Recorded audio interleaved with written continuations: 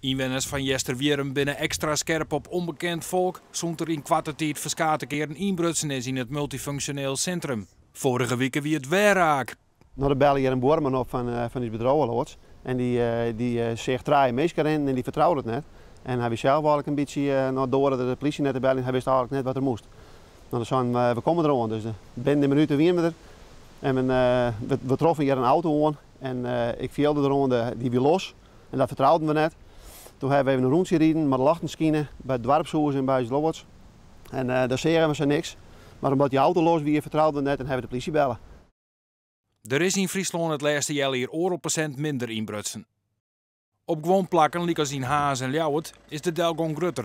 Je wordt heel tijd vaker toch borgen gesurveilleerd en dat liek het vertuten te doen. Loopt er nog wel werk voor de politie hoor? Ja, we willen ze heel graag oppakken en dat shift ik in de cijfers van dit jaar vergelijking met vorig jaar. Dat we eigenlijk een 20-tal meer inbrekers pakt als vorig jaar in dezelfde periode. In Jesterwierum binnen 12 van de 3 inbrekers oppakt. Mooi dank aan de broeren Miedema. Nou, mijn broer Frits die had de accuklem van de auto loshalen, dus dan kon ze ik net meer voort. Dus dan kon ze alleen maar rennen meer. Ja. Maar als ze hier kwamen bij de auto, dan gingen ze ik net voortkomen, want wij gingen ze wel pakken gelijk. Ja, we gingen ze blokkeerd natuurlijk. Dus de auto's die ervoor ze konden niet voortkomen. Maar dat is wel riskant, denk ik, of net? Ja, achterna wel, maar we woonden ook net uit zo'n kamer. We gingen ze nou en dan mag je net aan komen. Als je het moeilijker maakt willen, dat kan.